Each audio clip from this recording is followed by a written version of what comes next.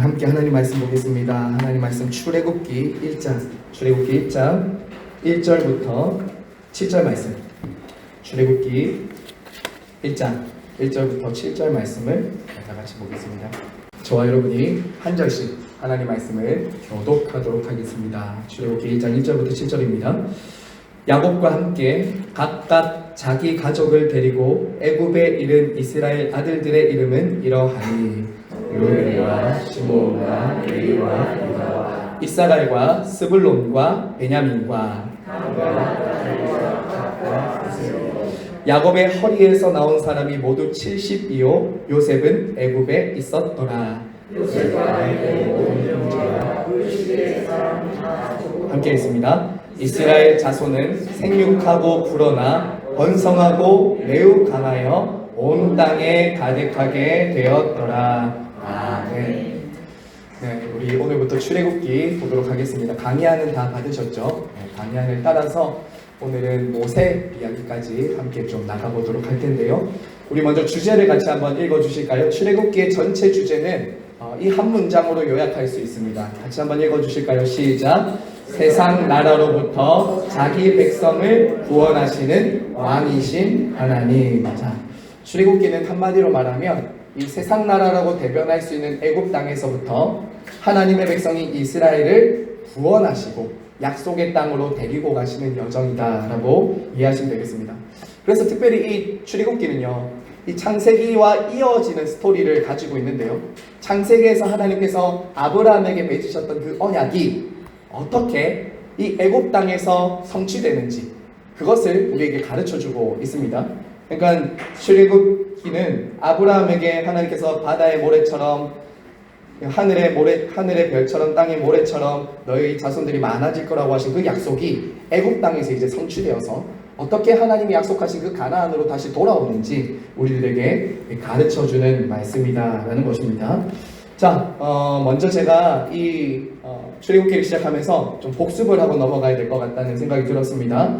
자, 우리가 지금 하나님 나라 관점으로 성경을 읽고 있잖아요. 그래서 어떻게 출애굽기 안에서는 이 네 가지가 지금 드러나는지를 우리가 먼저 정리하고 1장부터 쭉 읽어보시면 도움이 될 것 같습니다. 자, 여러분, 하나님 나라의 요소에는 네 가지 요소가 있다고 말씀드렸죠. 자, 네 가지는 어떤 것이 있었죠? 첫 번째로 왕, 두 번째는요 백성, 세 번째는 땅, 네 번째는 법. 이렇게 네 가지가 요소가 하나님 나라의 요소로 있습니다. 자, 그러면 출애굽기에서의 왕은 하나님이 어떻게, 왕이신 하나님은 어떻게 하시는가? 자, 출애굽기에서 왕이신 하나님은 애굽에서 고통받는 자기 백성들을 구원하시고 그들을 포기하지 않으시고 책임지시고 광야길을 인도하시며 가나안까지 이끌고 가시는 하나님이십니다. 아시겠죠? 자, 그럼 백성이 또 나오죠.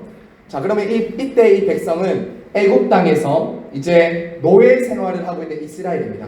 여기서의 백성은 첫 번째로는 애굽 땅에서 노예 생활을 하고 있는 이스라엘이에요. 하지만 노예로 끝나지 않죠. 언약의 신실하신 하나님은 그 애굽 땅에 있는 이스라엘 백성들을 구원하셔서 광야와 가나안으로 이끌고 가죠. 그러니까 즉 하나님의 백성들은 누구냐? 신실하신 하나님의 언약으로 인해서 구원받은 이스라엘 백성들, 이렇게 이제 백성으로 보면 되고요. 자, 땅이 있습니다. 땅 세 번째는 하나님 나라의 백성들이 하나님의 통치와 보호와 다스림을 받는 영토가 있다고 했지 않습니까? 그게 창세기에서는 에덴 동산이 있었고요. 그렇죠? 그리고 아브라함이 있던 그 땅들이 바로 하나님의 통치를 받는 땅이었다면, 자, 이 출애굽기에서도 땅이 나오죠. 그것은 첫 번째는 어디죠? 애굽 땅이죠. 애굽, 그렇죠. 애굽에서 출애굽하기 전에는 애굽에서 하나님은 하나님의 백성들을 돌보시고 다스리시고 통치하셨어요. 그럼 두 번째로 출애굽한 이후에는 하나님이 함께 하시는 광야와 그리고 가나안 땅, 이게 이제 하나님 나라의 백성들의 영토입니다. 마지막 네 번째는 이제 하나님께서 이스라엘 백성들에게 법을 주시죠. 법을 주십니다. 당신의 백성들을 구원하신 이후에 시내산에서 이제 하나님은 하나님의 언약 백성들에게 말씀과 법을 주세요. 그전에는 아브라함과 이삭과 야곱에게는 명시적으로 구체적으로 법을 주시지는 않으셨어요. 그런데 출애굽한 이스라엘 백성들에게는 이 시내산에 모이게 한 이후에 명시적으로 구체적으로 법을 주세요. 법을 주십니다. 이게 바로 돌판에 새겨주시고 율법으로 주시는 십계명이죠. 십계명과 여러 율법들을 이스라엘 백성들이 지켜야 될 율법으로 주신다는 거예요. 자, 그러니까 이제 구원받은 백성들은 어떻게 살아야 되냐면 애굽의 노예로 세상 나라의 법대로 사는 것이 아니라 하나님 나라의 백성으로서 하나님 나라의 법과 규례를 따라서 사는 하나님 나라 백성으로서 이제 부르시는 거죠. 이해가 되시죠? 그래서 여러분 조금 이따가 구절을 보시겠지만 출애굽기의 가장 중요한 주제가 이겁니다. 출애굽기의 가장 중요한 주제는 하나님께서 이스라엘 백성들을 시내산으로 부르셔서 그 시내산에서 언약을 맺으십니다. 언약식, 결혼식 같은 거죠. 언약식을 하고 그 이후에는 어떻게 그 언약을 지키면서 살아가야 될지에 대한 법도를 주시는 이 내용이 출애굽기의 가장 중요한 내용입니다. 출애굽기에. 자, 이제 이러한 관점을 가지고 이 네 가지 관점을 가지고 이제 우리 한번 출애굽기 묵상으로 한번 들어가 볼게요. 자, 여러분 출애굽기 연대를 한번 보실까요? 먼저 출애굽 연대를 보겠습니다. 출애굽기 연대는 야곱과 이제 야곱의 가족들이 요셉으로 인해서 고센 땅으로 들어가잖아요. 그렇죠? 고센 땅에 들어간 때까지가 지난주 50장까지 이야기였습니다. 요셉이 죽을 때까지의 이야기가 이제 창세기 50장 이후였어요. 자, 그러면 출애굽기는 언제부터 언제까지냐면 야곱 가족들의 애굽 이주 이후부터 시내산까지의 역사입니다. 시내산까지의 역사 아시겠죠? 시내산까지가 이제 출애굽기 40장까지의 이야기입니다. 그렇게 아시면 됩니다. 자, 이때 한 430년 만에 애굽에서 구원하시죠. 여기서 지금 연대수가 보이시죠? 출애굽 할 때까지가 BC 1876년에서 BC 1446년이잖아요. 그러니까 한 430년 만에 지금 이스라엘 백성들이 출애굽 하는 겁니다. 그리고 이때 시내산에서 1년을 머무르게 돼요. 1년 동안의 이야기가 출애굽기입니다. 아시겠죠? 1년 동안 이 시내산 아래에 머물 때 하나님이 법을 주시고 율법을 주시고 성막을 지으라고 하시는 내용이 바로 이 출애굽기의 역사다라는 거죠. 자, 앞부분은 좀 간단하게 넘어갈게요. 자, 여러분 여기서 이제 빈칸을 한번 채워보시면요. 출애굽기 구조를 한번 보세요. 그러면 여러분들이 출애굽기가 뭘 이야기하고 싶어 하는지 아마 잘 아실 것입니다. 출애굽기 구조를 보시면 1장부터 19장까지는 모세의 출생과 출애굽에 대한 이야기입니다. 출애굽에 대한 얘기. 우리가 제일 잘 아는 내용들 있지 않습니까? 막 10가지 재앙 내리고 그 다음에 모세가 태어나고 홍해가 갈라지고 막 이런 내용들이 앞에 이제 1장부터 19장의 내용입니다. 자, 그리고 후반부 20장부터 40장 그리고 민수기 10장까지는 어떤 내용이냐면 하나님께서 하나님의 백성들에게 주시는 규정, 율법을 주신다고. 율법. 이 내용이 이제 민수기 40장까지 이어지는 내용입니다. 자, 그러니까 출애굽기에서 가장 중요한 내용은 한마디로 뭐냐면 이런 거죠. 밑에 빨간색으로 제가 표시해 두었는데 세상 나라에 살고 있었던 이스라엘 백성들을 구원해서 불러내셔서 하나님 나라 백성으로 빚어가시는 역사. 이게 출애굽기예요. 출애굽기. 아시겠죠? 이스라엘을 불러내어 하나님 나라의 백성으로 만들어 가시는 이야기가 이 출애굽의 가장 중요한 거예요. 출애굽기. 즉 이런 거죠. 세상 나라, 세상 법에 찌들어 있었던 이 이스라엘을 하나님께서 광야를 지나고 율법을 주시면서 이들 안에 있었던 노예 근성을 뽑아내시고 참으로 하나님 백성답게 살아갈 수 있도록 하나님이 율법을 주시는 것, 하나님 백성다움으로 빚어가시는 것, 이게 가장 중요하다라는 것입니다. 그래서 여러분 제가 앞서 말씀드린 것처럼 우리는 출애굽기 하면 주로 놀라운 기적과 표적에 대한 이야기를 많이 기억해요. 그렇죠? 여러분 그거보다 훨씬 많은 내용이 뭐냐면 바로 시내산에서의 1년간의 내용이 제일 많이 기록되어 있다는 거예요. 뭘 보여주냐면 바로 하나님의 백성으로 하나님께서 빚어가시는 내용이 가장 많이 나온다라는 겁니다. 자, 그래서 PPT 한 번 더 보시면요. 자, 제가 이걸 조금 더 강조하기 위해서 이렇게 보여드리면 시내산이 출애굽기 19장에서 민수기 10장까지의 내용이 다 담겨 있습니다. 이게 1년 정도예요. 이 기간이. 그런데 하나님이 이때 뭘 주시냐면 십계명과 율법을 주시면서 언약을 체결하세요. 언약을 체결하시면서 이제 너는 내 백성이고 나는 너희의 하나님이다. 이제 나는 너희에 대한 책임을 다하겠다. 의무를 다하겠다. 그런데 너희들은 어떻게 살 것인가? 율법대로. 하나님의 말씀대로 살아가라 라고 하시는 말씀인 거죠. 그리고 또 하나 중요한 게 나옵니다.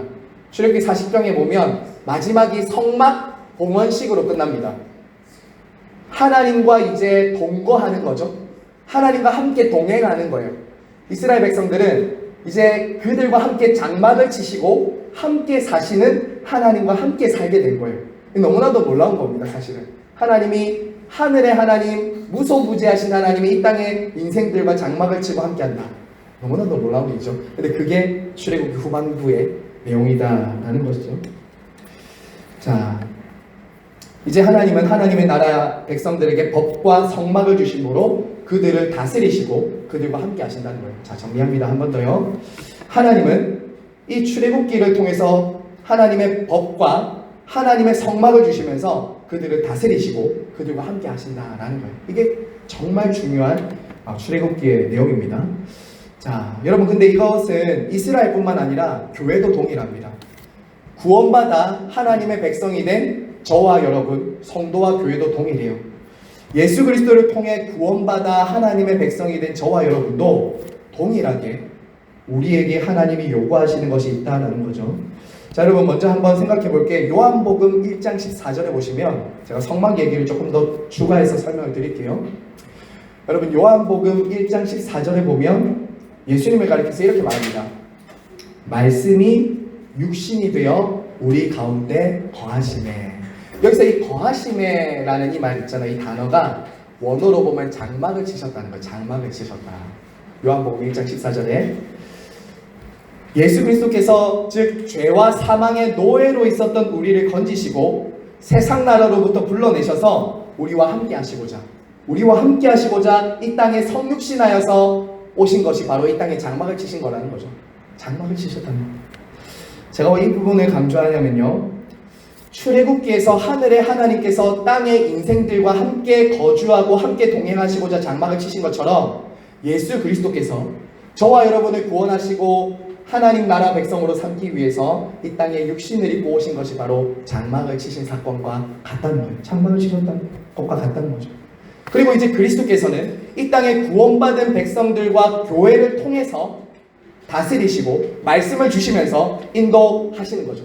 인도하시는 거예요. 구약시대의 출애굽 이스라엘 백성들, 언약 백성들과 교회는 그런 면에서 같은 언약 안에 있는 백성들이라는 거죠. 예수 그리스도의 언약 안에서. 시내산 언약이었다면 우리는 그리스도의 언약으로 함께 그리스도와 함께하게 됐고 그리스도의 법을 따라 순종하면서 교회 공동체로 이 광야 같은 세상을 지나간다라는 거예요. 이게 우리에게 중요한 하나의 신약과 구약을 연결하는 중요한 접점이다라고 아시면 되겠습니다. 자, 그래서 구조를 한번 다시 보실까요? 구조를 보시면 1장부터 18장까지가 말씀드린 것처럼 모세의 출생과 출애굽 스토리가 나온다면 훨씬 더 많은 부분 19장부터 40장까지가 언약 체결과 언약 말씀의 수여다라는 것, 율법과 하나님을 예배하는 것을 가르쳐 준다고요. 구원받았다면 어떻게 살아가야 될 것인가, 그리고 어떻게 하나님을 예배하면서 살 것인가 라는 것을 이 구조는 선명하게 보여준다라는 것입니다. 아시겠죠? 자, 그러면 이제 본론으로 좀 들어갈까요? 이제 배경, 역사를 이 정도로 보았으면 이제 배경을 한번 보겠습니다. 자, 여러분, 왜 그들이 지금 애굽에 있는 걸까요? 자, 여러분, 애굽에 왜 지금 이스라엘 백성들이 400년 동안 있게 됐습니까? 자, 그것은 먼저 아브라함과 맺은 언약과 약속이 성취되는 거죠. 하나님이 창세기 15장 13절에 보면 이렇게 말합니다. 같이 한번 읽어주시겠어요? 시작!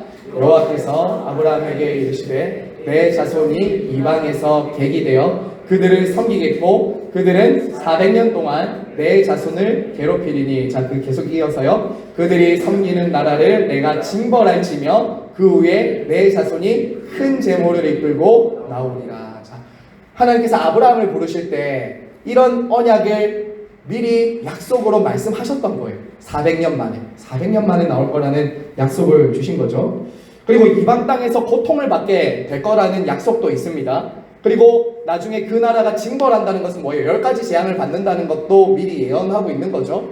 그리고 큰 재물을 이끌고 나오리라. 이것도 출애굽기에 다 성취가 됩니다. 그걸로 나중에 성막도 짓고 하죠.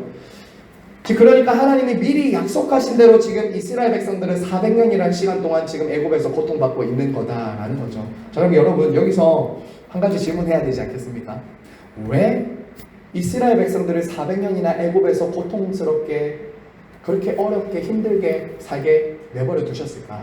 그냥 구원받게 하시거나 그냥 데리고 나오시면 될 것을 왜 꼭 굳이 괴롭힘, 고통이라는 것을 주셔서 출애굽시키셔야 했는가? 구속사적인 측면으로 먼저 보아야 됩니다. 그러니까 구속사적인 측면이 뭐냐면은, 즉 하나님은 지금 이 이스라엘이라는 한 나라, 한 민족의 포커스를 가지고 딱 집중하시면서 죄로 인해 타락한 인생들 가운데 살아가는 것이 얼마나 괴롭고 고통스러운지를 보여주시면서 하나님께서 그 백성들을 구원해내신다.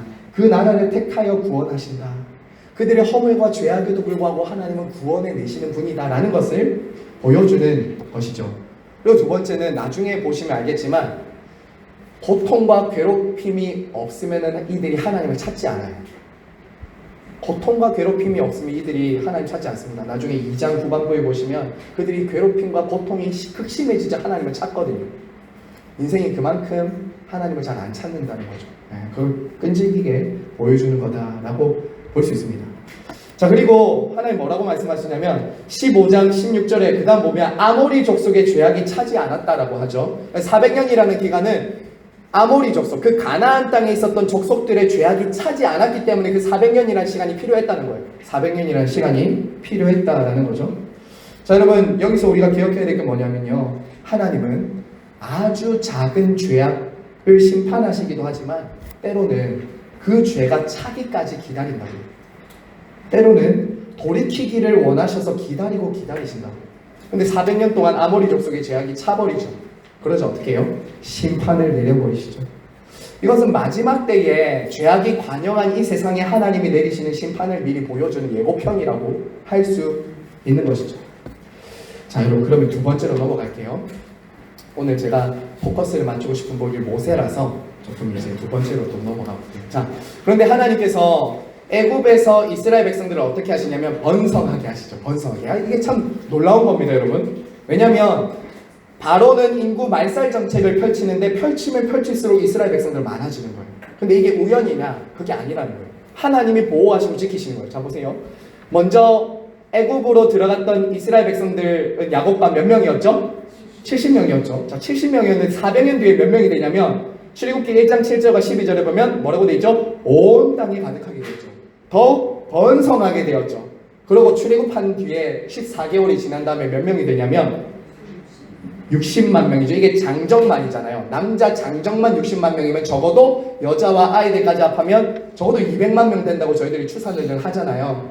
그러니까 하늘의 별처럼 바다의 모래처럼 그 언약이 이루어졌나요? 안 이루어졌나요? 이루어졌죠. 근데 그게 어디서 이루어졌냐면 애굽에서 이루어졌다. 애굽에서. 놀랍죠.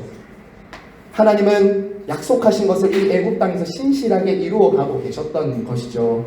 이걸 나중에 조금 더 보면 그 다음 부분에서 더 분명히 나타납니다. 자, 여러분 보세요. 이스라엘 백성들이 이제 말씀드린 것처럼 출애굽기 2장 23절에 보면 이스라엘 자손은 고된 노동으로 말미암아 탄식하여 부르짖으니라고 되어 있잖아요. 자, 여러분 이들이 얼마나 고통스럽게 애굽에서 고생을 했냐면요. 자, 여러분 한번 볼까요? 출애굽기 1장에 보면 이제 세상나라 왕인 바로가 이 이스라엘 백성들을 핍박합니다. 자, 여러분 세계사를 보면요, 우리는 그냥 이 출애굽기에 보면 바로 왕이라고 나와 있는데 이 당시 모세가 출생할 때의 세계사를 보면 투투모세 1세였어요. 투투모세 1세. 적어두십시오. 이런 거는 투투모세 1세라고 나중에 적으세요. 그러면은 나중에 모세가 태어났을 때 그 산하 제한 정책, 인구 말살 정책을 펼쳤던 왕이 투트모세 1세였어요. 애굽 왕, 당시 이집트. 근데 우리 성경은 어떻게 하냐면 그냥 역사책이 아니니까 그냥 바로왕 이렇게 해버리는데 세계사에 보면 투트모세 1세 왕이 그 당시 애굽을 다스렸어요. 자, 그런데 투트모세 1세 왕이 되면서 어떤 정책으로 바뀌었냐면 역사에 보면 나옵니다. 투트모세 1세는 인구 말살 정책을 펼쳤다고 합니다. 탄압 정책을 펼쳤습니다. 자, 넘어가 볼까요? 여러분 이거 아시죠? 이 건물 뭐죠? 이게 스핑크스와 피라미드죠, 그렇죠? 네. 자, 여러분 이 벽돌 하나가 여러분 수십 톤씩 합니다. 아시죠? 이 벽돌 하나가 그냥 되는 게 아니라 벽돌 하나 어떻게 하면 지금도 세계 불가사의잖아요. 이 수십 톤씩 하는 이 벽돌을 사람들이 지고 나른 거예요. 이 스핑커스랑 이런 것이. 생각해보세요. 당시 포크레인이 있었어요. 기중기가 있었어요. 사람들이 다 나르는 거예요. 이거를 짧게는 몇 년, 길게는 수십 년씩 이 돌을 쌓기 시작했다고요. 건설해보셔서 우리 김수희 집사님 잘 아시죠? 이런 거 만만치 않지 않습니까? 사람, 기계가 요즘에 있으니까 다 들지, 사람이 이거를 다 든다고 생각해보세요. 그런데 어떻게 하냐? 애굽왕 바로가 이런 건축하는 일에, 이런 건설 일에 이스라엘 백성을 다 동원하는 거예요. 동원한 이유가 뭐였냐면 그것 때문이었어요. 1장에 보실까요? 1장에 보면 왜 그랬냐면, 자 14절 보세요. 보세요. 죄송해요. 11절.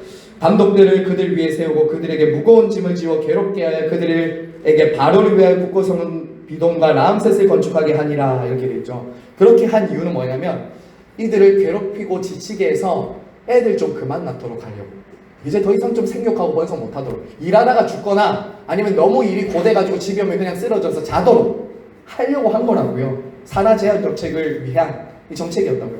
그런데 여러분 1장 12절은 어떻게 됐다고 말하죠? 그러나 학대받을수록 더욱 번성하여 가니. 야, 여러분, 이게 이스라엘 백성들의 생존력이고, 조금 표현이 그렇죠, 번식력이라고 해야 될까요?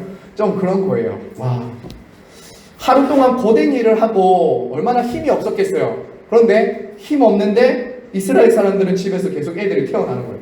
와, 근데 이거를 그냥 읽으시면 안 됩니다.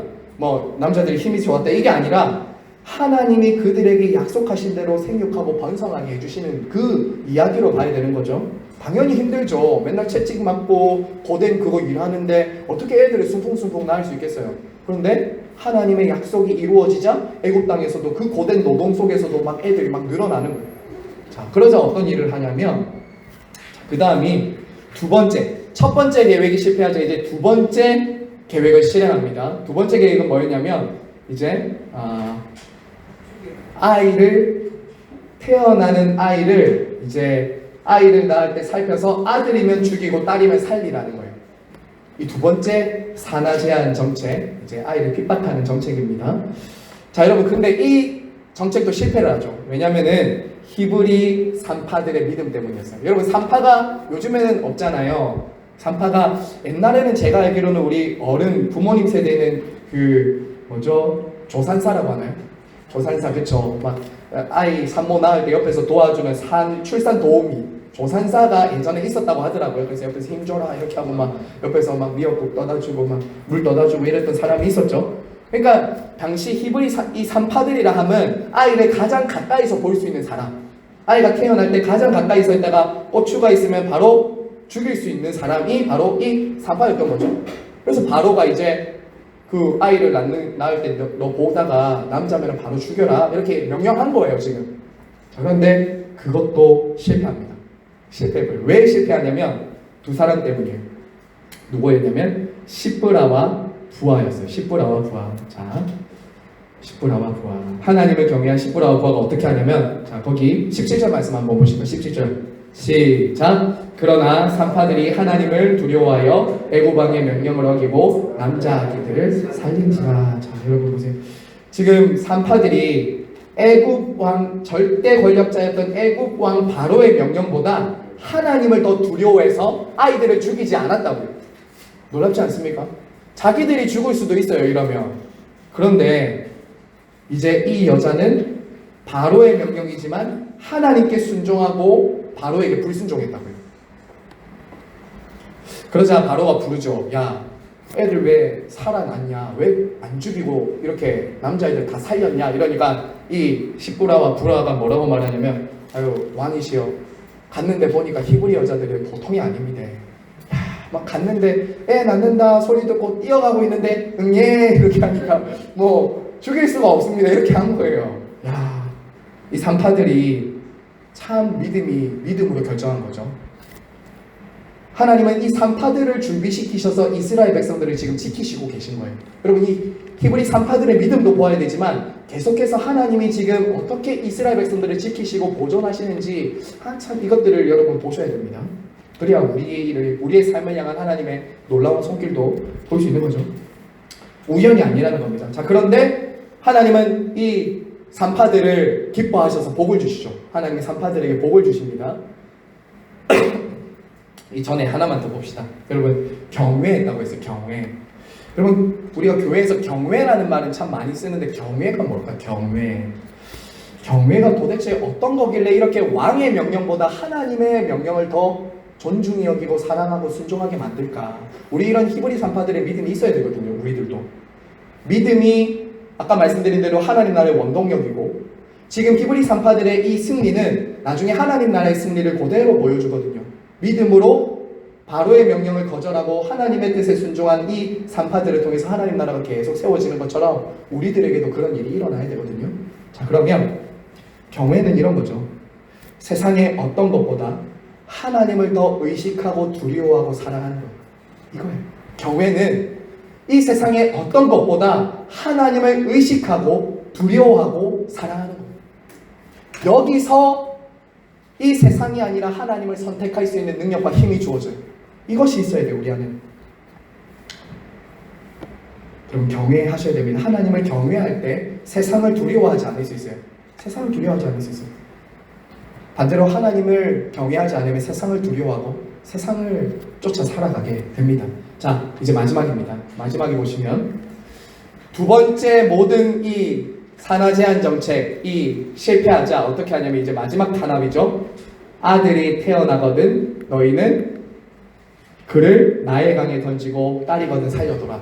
이제 태어나자마자 군인들에게 시켜서 아들이면 다 물 밖에 던지라는 거예요. 다 던져서 죽이라는 거예요. 나의 강에. 이게 나중에 여러분 10가지 재앙이 나오면 물이 피로 바뀌는 것과 나중에 예수님이 태어날 때 그 헤롯 왕이 남자아이들을 다 죽인 것과 이제 있는 거죠. 자, 그런데 여러분 여기서 보시면 우리가 기억해야 될 게 이것입니다. 끊임없이 하나님 나라의 백성들을 괴롭히고 대적하는 원수가 있다는 거예요. 바로처럼 하나님 나라 백성들이 흥왕하고 생육하고 번성하는 것을 끊임없이 대적하고 막고 방해하는 세력이 존재한다는 거예요. 어떻게든 하나님의 백성들이 하나님을 믿지 못하게 하고 예배하지 못하도록, 우리의 노예처럼 살도록, 세상 나라의 노예처럼 살고 부리도록 만들려는 바로와 같은 애국 같은 이 세상이 우리에게 있다는 거예요. 그럼 그걸 보셔야 됩니다. 앞으로 바로는 이 세상 나라의 백성들의 대표자로 나올 거고요. 하나님 나라의 대표자로서 모세가 이제 나오게 되는 것이죠. 자, 여러분, 그러면 아까 전에 우리 얘기로 좀 돌아가서 왜 하나님은 이런 원수들을 통해서 이스라엘의 고난을 허락하셨을까? 아까 말씀드렸죠. 하나님과의 관계를 회복하도록 하기 위해서. 먹고 사는 생존이 아니라 하나님과의 관계를 좀 보고 살도록 하나님이 이런 고난들을 허락하시는 거죠. 그래서 23절 보세요. 2장 23절. 출애굽기 2장 23절. 여러 해 후에 애굽 왕은 죽었고 이스라엘 자손은 고된 노동으로 말미암아 어떻게 했다고요? 탄식하며 부르짖으니. 자, 여러분, 이거예요. 이스라엘 백성들은요, 이제 여기 애굽에서 몇 년을 살았다고 했죠? 애굽에서 430년 살았다고요. 그러면 여러분 어땠을까요? 4세대, 5세대, 6세대가 지나갔어요. 그러면 여러분 아브라함은 알고나 있었을까요? 아브라함이나 이삭이나 야곱이나 아브라함과 이삭 하나님이 맺었던 언약이나 가나안 땅이나 그런 거 생각했을까요? 잘 안 하는 거예요. 여러분, 우리가 한 세대, 두 세대만 지나가도 조부모님 이름도 모를 때도 있어요. 그런데 지금 4세대, 5세대, 6세대가 지났어요. 430년이 흘렀다고요. 하나님의 이름은 어렴풋이 알았을 수도 있지만 그 하나님이 우리를 위해서 어떤 일을 하실 것이고 그 하나님이 우리에게 주신 약속은 무엇인지는 다 잊어버리고 이제 어떻게 살아요? 애굽에서 어떻게 하면 잘 먹고 잘 살지? 어떻게 하면 저 바로에게 눈치 안 보고 좀 편하게 살 수 있지? 어떻게 하면 좀 이 애굽에서 덜 고생하고 좀 맛있는 거 먹고 잘 살 수 있을까? 요 걱정만 지금 하고 있는 거예요. 이스라엘 백성들이. 하나님의 언약도 가나안 땅도 다 잊어버리고 살기 때문에 하나님은 이 악을 허용하시면서 더 큰 선을 이루시는 거죠. 하나님 나라를 보도록, 가나안 땅을 보도록, 약속을 보도록, 때로는 이 고통이라는 걸 흔들어 깨우는 거죠. 그래서 C.S. 루이스라는 사람이 이런 얘기 했잖아요. 고난은 하나님의 메가폰이다. 하나님의 메가폰이다.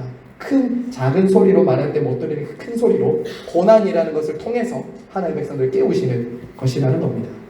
자, 그러면 우리 오늘 이제 제가 다루고 싶었던 모세 이야기를 좀 해볼게요. 자, 이렇게 고통받고 고난받는 이 가운데서 하나님의 하나님께 그 고통받는 소리가 상달됐을 때 하나님이 뭘 보내시냐면 사람을 보내십니다. 사람.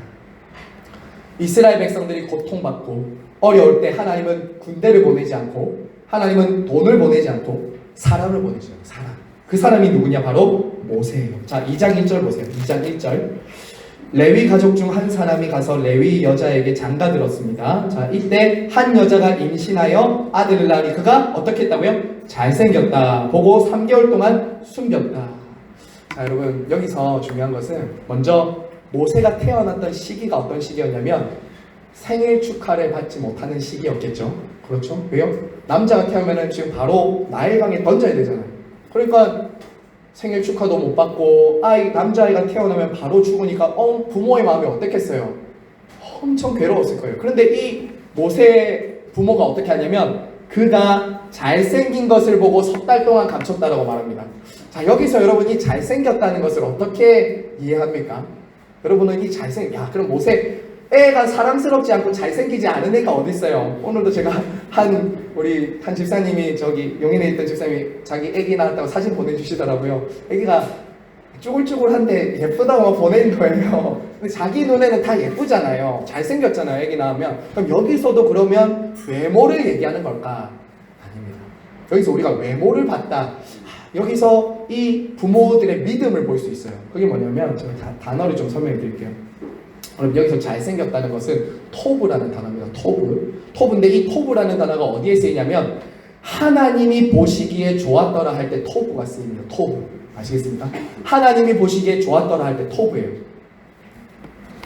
자, 여러분 그러니까 지금 이 부모는 무엇을 봤냐면 이 아이를 통해서 외모로 잘생긴 것을 봤다는 것이 아니라 하나님이 보시기에 좋은 하나님의 계획을 이 아들을 통해서 봤다는 거예요. 하나님이 이 아들을 통해서 어떤 일을 하실지 믿음의 눈으로 봤다는 거예요. 그게 히브리서에 나옵니다. 제가 지어낸 게 아닙니다. 보세요. 히브리서 보세요. 히브리서 보시면 믿음으로 모세가 났을 때 그 부모가 어떻게 했다고요? 아름다운 아이임을 보고 석 달 동안 숨겨 왕의 명령을 무서워하지 아니하였더니. 이게 아름다움을 봤다는 게 뭐냐면 그냥 아이가 잘생겼다 아름답다 이게 아니라 하나님께서 이 아들을 이 땅에 보내셨는데 딱 보니까 이 아들은 우리의 고통과 아픔을 하나님께서 돌아보시기 위해서 이 땅에 보내신 아들이야 라는 계획을 봤다고요. 그 계획을 보시기에 좋았다 할 때 토부라고요. 밑에도 보세요. 그때 모세가 났는데 뭐라고 하죠? 하나님 보시기에 아름다운지라. 그의 아버지 집에서 석 달 동안 길리던 이게 사도행전의 말씀입니다. 그러니까 외모의 이야기가 아니라 뭐라고요? 하나님의 계획을 봤다고요.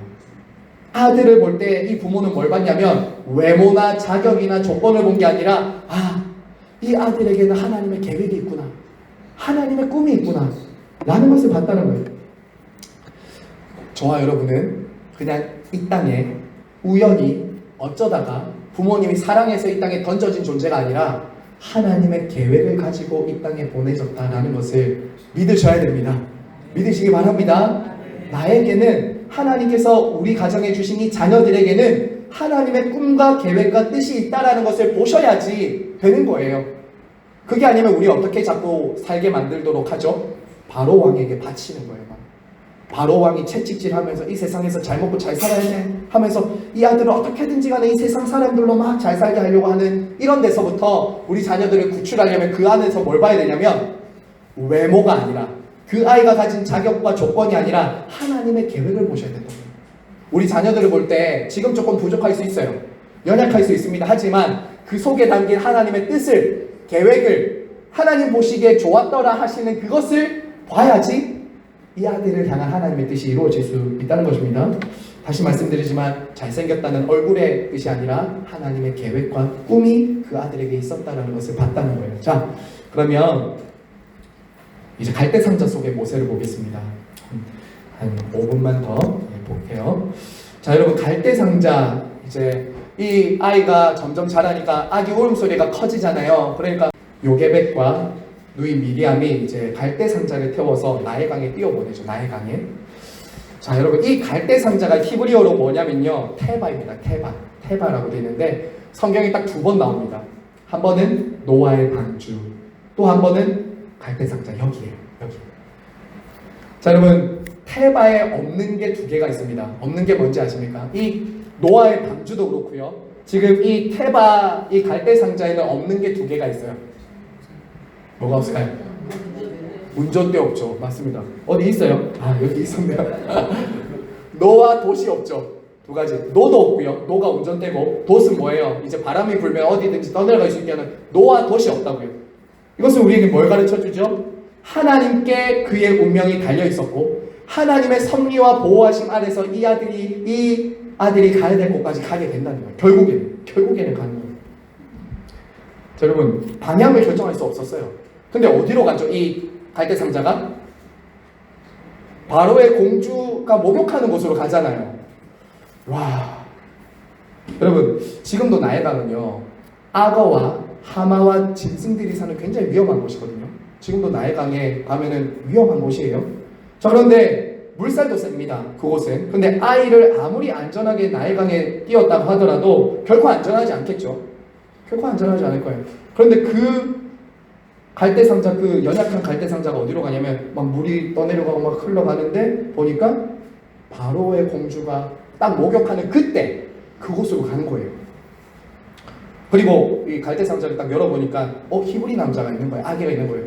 예 이렇게 하니까 이제 모성애가 발동해가지고 야, 이거 내가 키워야 되겠다고 왕궁으로 가잖아요. 야, 그래서 모세의 이름의 뜻이 뭐죠? 물에서 건짐받았다. 물에서 건져냈다라는 게 이 모세의 뜻이잖아요. 그래서 나중에 모세가 어떻게 됩니까? 물에서 건짐받았던 모세가 이스라엘 백성들을 물에서 건져내죠. 홍해를 건널 때 물에서 건져내잖아요. 구원받은 사람이 구원자가 되는 거죠.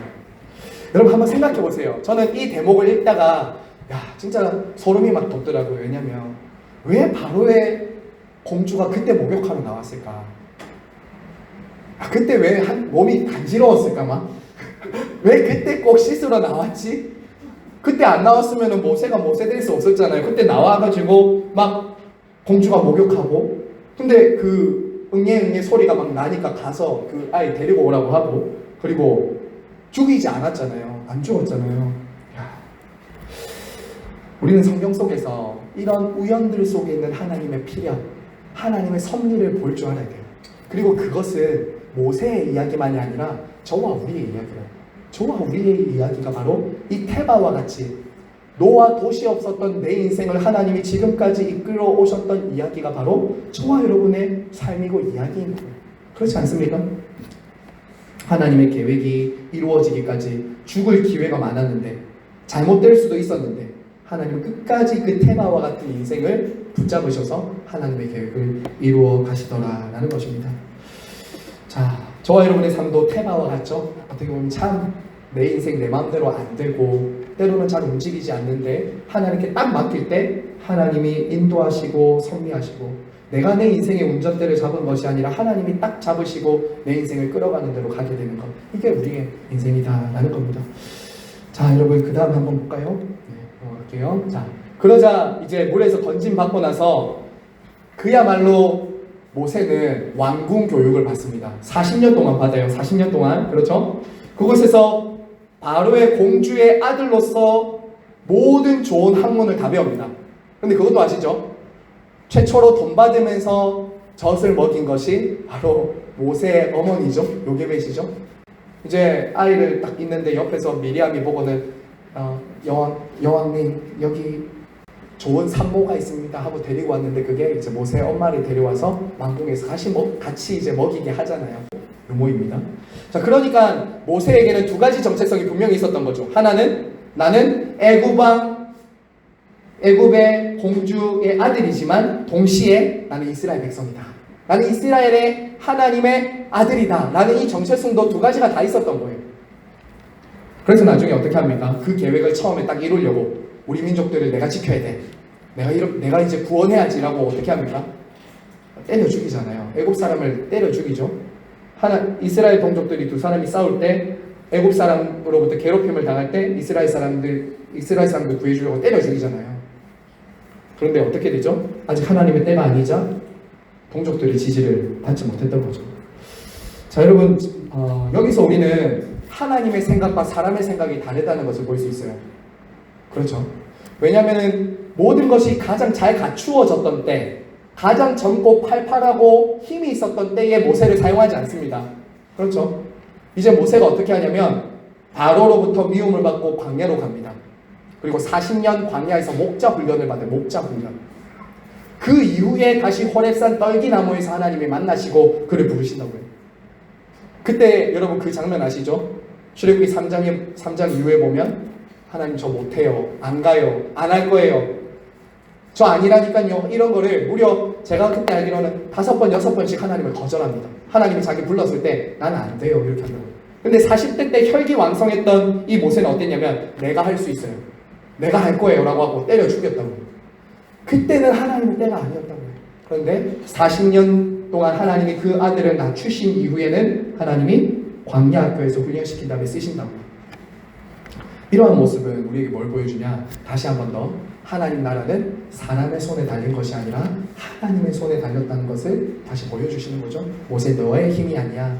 나의 힘으로 될 거야. 라는 것을 보여주는 것입니다. 자, 여러분 마지막입니다. 이제 모세를 그래서 출애굽하실 때 부르시죠. 자, 그래서 80세의 늙은 할아버지 아무것도 할 수 없다라고 했을 그 나이 때에 하나님은 모세를 끝까지 설득하셔서 불러내신다라는 것입니다. 자, 여러분 그래서 결론입니다. 여기서 모세 이야기의 결론이에요. 자, 이렇게 적어주시면 되겠습니다. 거기 빈칸에 이렇게 빈칸에요. 하나님 나라의 인도자와 대변자로서의 모세 이렇게 적어주세요. 제가 이제 여러분들과 함께 이 모세를 부르신 하나님의 이야기를 마무리하면서 드리고 싶은 말은 이것입니다. 방금 전에 테마의 이야기를 하면서도 말씀드렸지만 이것은 모세의 이야기만이 아니라는 겁니다. 한 사람을 하나님께서 딱 창세전에 택하시고 그를 부르셔서 하나님의 일을 딱 하게 하실 때는 모세처럼 우리를 준비시키시고 택하시고 부르신다는 거예요. 여러분이 지금 그 가정에서 태어난 것이 우연일까요? 지금부터 잘 한번 들어보세요. 지금 저와 여러분이 다니고 있는 직장이 우연일까요? 지금 여러분들이 이 자리, 시냇가에 심은 교회에 앉아 계신 것은 우연일까요? 믿음의 눈이 열린 사람들에게는 이제 모든 것이 우연이 아니라 하나님의 섭리와 계획과 보호하심이 보이는 거예요. 믿음의 눈이 열린 사람들에게만 보여요. 그거. 그전에는 우연히 어쩌다가 내가 이 가정에, 내가 이 직장에, 내가 이 교회에 다닌 줄 알았는데 믿음의 눈이 딱 열린 다음부터 어떻게 되냐면 이 모든 것이 하나님의 계획과 뜻이 이루어지는 현장이구나 라는 것이 보이기 시작한다는 거예요. 그리고 그 은혜와 섭리와 보호하심은 바로 나를 통해서 구원받은 백성인 나를 통해서 그리고 교회를 통해서 이 세상 나라 가운데 사로잡혀 있는 하나님의 백성들을 구원하시기 위해서 나를 보존하시고 부르시고 구원하셨다라는 것이 저와 여러분의 삶이라는 모세와 똑같은 거예요. 저는 이번에 말씀을 이렇게 묵상하다가요, 저는 감히 모세와 비교할 수는 없습니다. 저의 삶을 감히 모세에게 비교할 수는 없지만 저의 짧은 삶이 참 많이 스쳐 지나갔어요. 제가 여러분들 앞에 제 간증을 잘 하진 않지만 저도 죽을 수 있는 기회가 참 많았거든요. 정말 죽을 수 있는 기회가 많았어요. 제 몸은 저랑 목욕탕을 아직 안 가보셨겠지만 제가 목욕탕 가면 사람들이 저를 피하거든요. 문신이 있어서가 아니라 수술 자국이 많아서. 수술 자국 굉장히 많거든요. 제 몸에. 참 수술을 많이 받았어요. 태어날 때부터 수술 받았고요. 초등학교, 중학교, 고등학교 때까지 수술을 계속 받았어요.